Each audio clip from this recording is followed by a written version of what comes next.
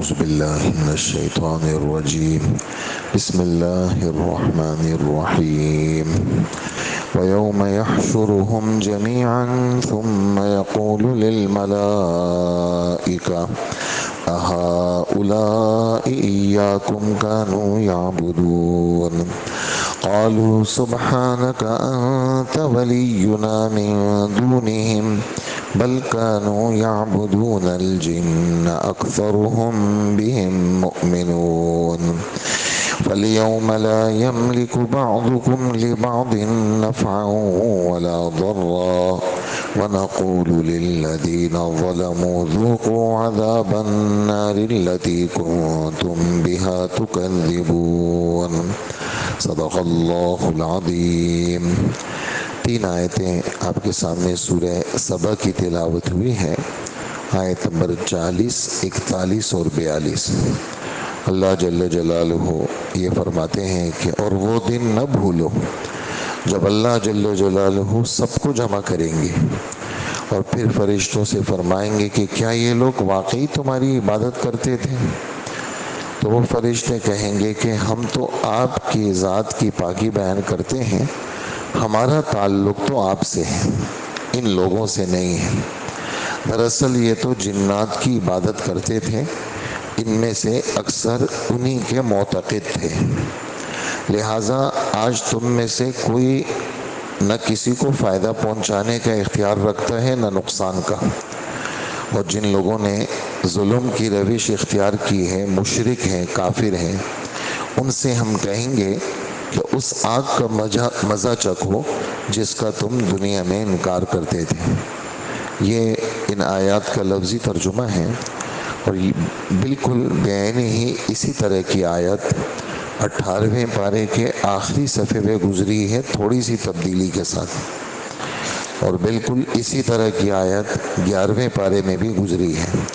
اور مختلف جگہوں میں قرآن پاک میں اس طرح کا مضمون ہمارے رب نے بیان کیا ہے کہ دنیا کے اندر جتنے کافر جس کو بھی پوجتے ہیں، عبادت جس کی بھی کرتے ہیں، جتنے دنیا کے کافر ہیں، کچھ عبادت گزار جو کفار عبادت کرتے ہیں تو کچھ فرشتوں کی عبادت کرتے ہیں، اور کچھ عبادت گزار ایسے ہیں جو شیطانوں کی، جنات کی عبادت کرتے ہیں.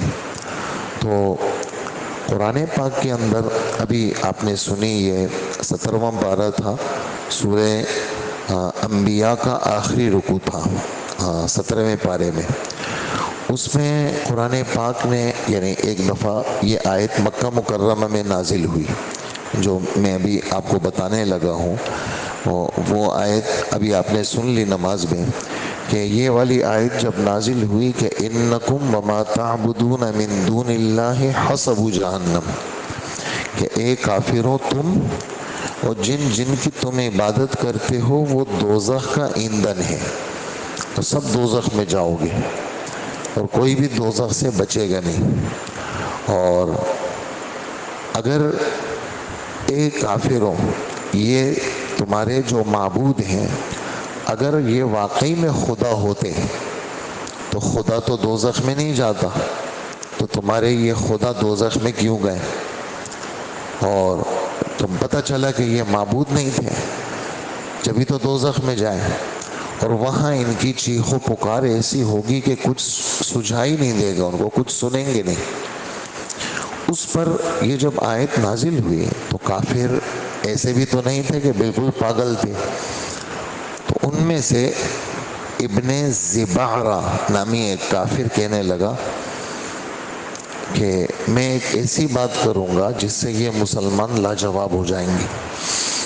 وہ کیا بات تھی؟ وہ تھی کہ یہودی عزیر علیہ السلام کی عبادت کرتے ہیں، یعنی ان کو خدا کہتے ہیں، اور عیسائی عیسیٰ علیہ السلام کو خدا کہتے ہیں، اور بہت سارے مشرکین فرشتوں کو خدا کہتے ہیں. تو اس کا مطلب تو یہ ہوا کہ مشرکین بھی دوزخ میں جائیں گے، نعوذ باللہ، عزیر علیہ السلام بھی دوزخ میں جائیں گے، اور عیسیٰ علیہ السلام بھی دوزخ میں جائیں گے، فرشتے بھی دوزخ میں جائیں گے.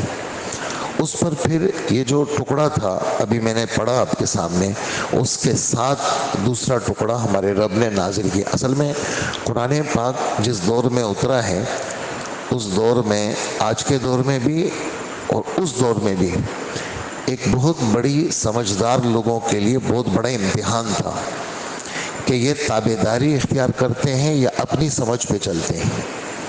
تو یہ واقعاتاً امتحان تھا۔ بہت سارے لوگ تابعدار بن گئے، انہوں نے اپنی سمجھ کو پیچھے چھوڑا، قرآن پاک کو لے لیا تو وہ بچ گئے، اور جنہوں نے اپنی سمجھ کو بنیاد بنائی، عقل کو بنیاد بنایا، تو وہ پھنس گئے۔ تو اس کے ساتھ ہی ایک آیت نازل ہوئی، ابھی آپ نے سنی۔ اللہ پاک فرماتے ہیں کہ ان الذین سبقت لهم من الحسنى اولئک عنہا مبعدون، کہ بے شک بات ہے جن ہستیوں کے لیے ہماری طرف سے اچھائی سبقت لے گئی ہے وہ دوزخ سے بچیں گے۔ وہ کون ہے؟ وہ انبیاء کی جماعت ہے۔ وہ کون ہے؟ وہ فرشتوں کی جماعت ہے۔ وہ دوزخ کی معمولی سی آہٹ بھی نہیں سنیں گے، اور وہ دوزخ سے دور رہیں گے، اور وہ جنت میں جائیں گے۔ تو ان کی زبان ہو گئی بند، اور فرشتے اور جتنے بھی ایسے جن کو لوگ پوجتے تھے، عبادت کرتے تھے، بزرگ ہستیاں تھیں، وہ اس سے نکل گئی۔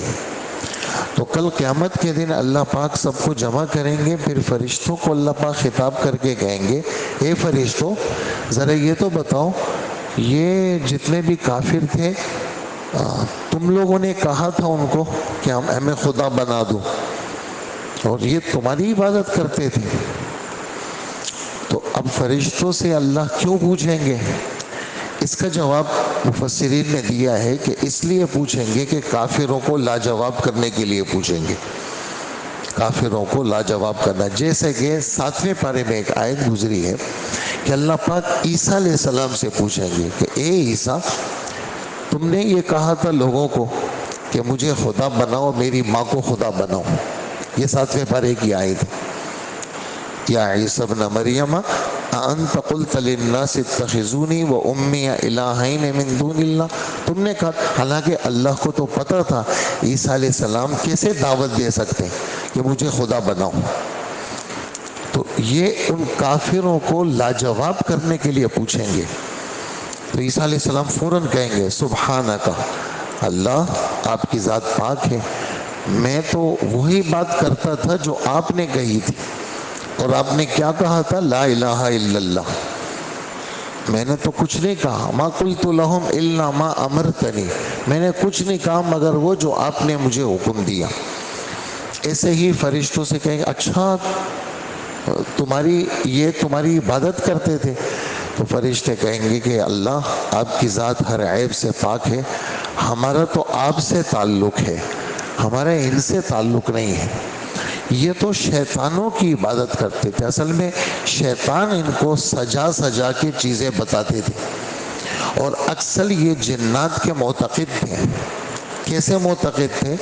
سورہ جن کی ایک آیت ہے کہ وَأَنَّهُ كَانَ رِجَالٌ مِّنَ الْإِنسِ يَعُوذُونَ بِرِجَالٍ مِّنَ الْجِنِّ فَزَادُوهُمْ رَهَقًا، کہ انسانوں میں سے بعض لوگ جب کہیں جاتے ہیں تو کہتے ہیں کہ میں اس وادی کے جو شیطان بڑے ہیں، نعوذ باللہ، اس وادی کے جو بڑے شیطان ہیں، بڑے جنات ہیں، میں اس کی پناہ میں آتا ہوں۔